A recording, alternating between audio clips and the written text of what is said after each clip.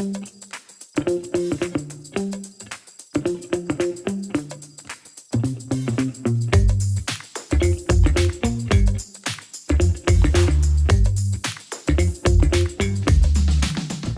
hello, and welcome back to segment 2 of our podcast series that we're calling America Under Fire, The Old Guy Speaks.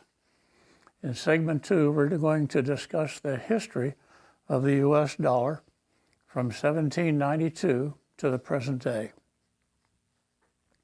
We've had a dollar since 1792, and it's been backed by gold and sometimes by silver for most of that time. Backed by gold means that you could exchange your paper dollars for gold at any bank. We'll talk about the dollar in part by talking about banking, beginning with our central bank. America has a central bank called the Federal Reserve. Federal Reserve was established in 1913. It is not a federal agency, but is rather owned by the members of the central bank. Our central bank has 3 core duties. 1, to set interest rates. 2, to manage the money supply. And we'll come back and talk about that one, I think, a good bit. And 3, to regulate financial markets. The U.S. dollar has lost 99% of its value since 1913, which raises the question of whether the Federal Reserve was such a great idea to start with. Central banks can help, can be very useful, but our Fed has lost its way. Let's look at some milestones along the way. Our first milestone is an attack on the dollar made in April of 1933. President Franklin D. Roosevelt confiscated the gold that was privately owned in America and revalued it to $35 an ounce, assumedly to pay for his New Deal programs and for taking us out, drawing us out of the Depression. Gold went up 69% that day, from $20.67 an ounce to $35, and the dollar shrank accordingly. That's called inflation. But the dollar was still backed by gold at that time. The next milestone is a huge plus for the dollar. In July of 1944, just after D-Day, the World War II Allied nations met in Bretton Woods, New Hampshire, and among other things, they formally declared the U.S. dollar to be the reserve currency of the world. The reserve currency is the currency used in international trade, and having the reserve currency makes for strong empires. More on that later. Next milestone was an attack on the dollar under President Johnson, who wanted to carry on the Vietnam War and also introduce the Great Society programs. He had a choice to make of guns or butter, and he made his choice. He chose both. Doing both created and brought us into deficit spending. Deficit spending means the government spending more than it takes in as income. Richard Nixon, who followed Lyndon Johnson, under Nixon, the U.S. deficit spending became so great that other countries decided they liked gold better than our paper dollars. So the pressure was on Richard Nixon to exchange the gold for dollars. In 1945, the U.S. held 60% of the world's official gold reserves. By 1971, that was down to 22%. Nixon then made what has been called the fatal attack on the dollar on August 15th of 1971, when he ended the dollar-gold link. The dollar became a fiat currency backed only by the full faith and credit of the U.S. government. That day has been called by many as the day the dollar died. The dollar is now a fiat currency. It's not backed by gold or silver, and it allows uncontrolled deficit spending. You want to buy something? Just print more paper money. We do it now via computer strokes. You recall that the dollar has lost 99% of its value since the Federal Reserve was created in 1913. 97% of that 99% drop in value has occurred since the 1971 end of the gold standard. A classic definition of inflation is more currency chasing the same or similar amount of goods and services. If a family making $60,000 a year spends $75,000 a year, when they've exhausted their savings, there will be consequences. It's the same for a nation. Those consequences do come, but much more slowly, especially when your reserve currency is the global reserve currency used in international trade. And we'll be discussing that more later. So, fiat money allows deficit spending by the government.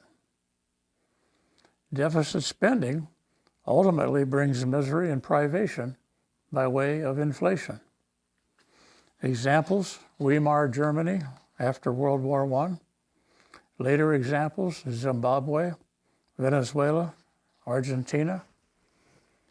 In my wallet, I keep a Venezuelan 10 Bolivar note. At the turn of the century, January 1 of 2000, the Bolivar was worth about 65 cents US, making this 10 Bolivar note worth $6.50. By 2022, it took 40 million bolivars to equal $1 US. Hyperinflation, terrible, terrible inflation. What happened? Deficit spending. That may explain also why a lot of Venezuelans are walking to Panama to come further north. So, let's get down to it. Let's see how the U.S. is doing today on deficit spending. We have an official national debt here in the U.S. of 34 trillion and change. That is our national debt as reckoned by the U.S. government. That's our official debt. Our actual national debt is somewhere from 100 trillion to 200 trillion, based on various guesses by various experts. What's the difference between actual national debt and official? Unfunded obligations. Medicare, Medicaid, Social Security, pensions, and so on. That's how you get the difference. They are real obligations, but not shown in the official estimates. So how much is $1 trillion anyway? It sounds like a million, it sounds like a billion. They sound alike. How much difference is there? Can there be a whole lot of difference? Well, we'll take a look at that. Let's assume that you have unlimited access to fresh, crispy new U.S. $100 bills, Benjamins. How high a stack of Benjamins, fresh, crispy new U.S. $100 bills. How high a stack to make $1 million? Okay? Confer among yourselves. Make a guess.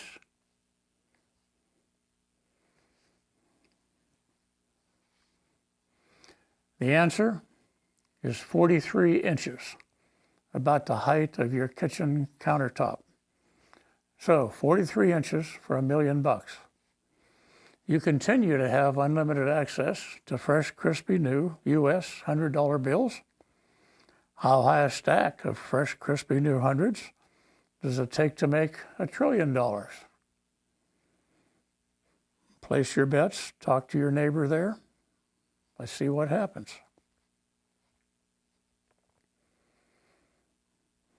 Okay, well, a billion is 1,000 million, and a trillion is 1,000 billion. So a trillion is a million million. That makes our 43-inch stack of Benjamins into a 43 million inch stack, which converts to 678.66 miles high. We'll call it 679 miles high. How does one even comprehend what 679 miles high looks like? Well, if you're on a cross-country commercial flight, you're somewhere around 6 or 7 miles high. So the $1 trillion stack is 100 times higher than you're flying in that commercial jet. Just amazing. But that's still incomprehensible. So let's try it again. The International Space Station orbits the Earth at an altitude of 250 miles.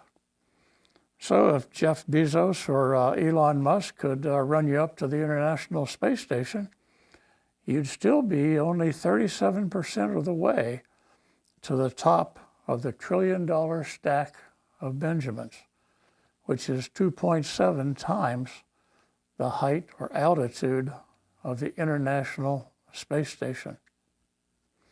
One last try. Let's go on up to the Hubble Space Telescope. The Hubble Space Telescope orbits the Earth at an altitude of 340 miles. Well, you'd still be only 50% of the way to the top of that $1 trillion stack of Benjamins.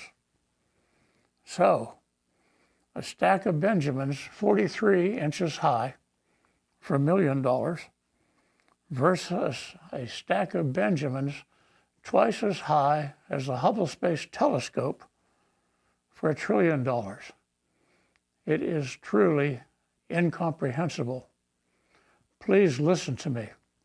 This is your wake-up call. $1 trillion is an incomprehensible amount of money. It rolls off the tongue so easily, doesn't it? Trillion, billion, million, gazillion. It's incomprehensible. Moving on. Our U.S. fiscal year 2023 official debt as a percentage of GDP, GDP being our gross domestic product, the sum total of the goods and services exchanged in the economy. Official debt as a percent of GDP, our debt is currently over 128% in that ratio. That's well into the danger zone, which starts at 90%. Our actual debt, not even worth looking at as a percent of GDP, that would be, using just the $100 trillion amount, that would be 381% times our GDP. More incomprehensibility. There's just a whole lot that's incomprehensible right now on this subject. But our official debt is at 128% of GDP Hang on to that number, please. Squib. Since 1800, 51 out of 52 nations with gross government debt greater than 130% have defaulted, either through restructuring, devaluation, high inflation, or outright default. A very, very painful process. On January 1, 2000, the turn of the century, the U.S. government owed only $5 trillion. We're now at $34 trillion plus, and there's been no intervening emergency like World War II. Let's talk about budget deficit. Our fiscal year 2023 U.S. federal budget deficit, our spending deficit, was $1.7 trillion in 1 year. That's just the deficit spending, the amount that we're spending over the amount that we're taking in as a government. And that deficit has hit $1 trillion for just the first half of fiscal 2024. So we're on track for a $2 trillion budget deficit. That's about $3.5 million a minute, or about $5 billion a day of deficit spending. And just the interest that we have to pay on that fast-growing debt is about to equal or exceed our total defense spending. What happens when the interest payments get prohibitively expensive? I think they're already there. If the government just prints more money to pay the interest, inflation just roars that much higher. I'd like to show you a graphic regarding our national debt. I'm going to put this up on the screen too. The graphic shows the time from the year 1900 to the present time. Our national debt was almost zero. This is the era when the dollar was covered by gold. Now, since we got rid of the gold, we're starting to trend up. And we've gotten so that we're going nearly vertical in terms of the national debt that we have to pay interest on. This one chart tells you the story. We're out of control. Right now it shows 2023. For 2023, it shows that $34 trillion in debt. And Congressional Budget Office projection shows us 10 years later at being up around 50 trillion. It's just unimaginable amounts of money. Just as we have official national debt and actual national debt, we have official inflation and actual inflation. After President Nixon's 1971 death blow to the US dollar, meaning taking it off the gold standard, deficit spending bloomed and, of course, brought more inflation. By 1983, official government computations were showing too much inflation. So the government began adopting methodologies that understate inflation to fudge the numbers so as to save on its payouts for welfare programs, salaries, and anything else that was indexed to inflation. And the manipulations to avoid reporting actual inflation seem to have just gotten worse over the years. One illustration of phony government inflation reporting is the Ford F-150 index.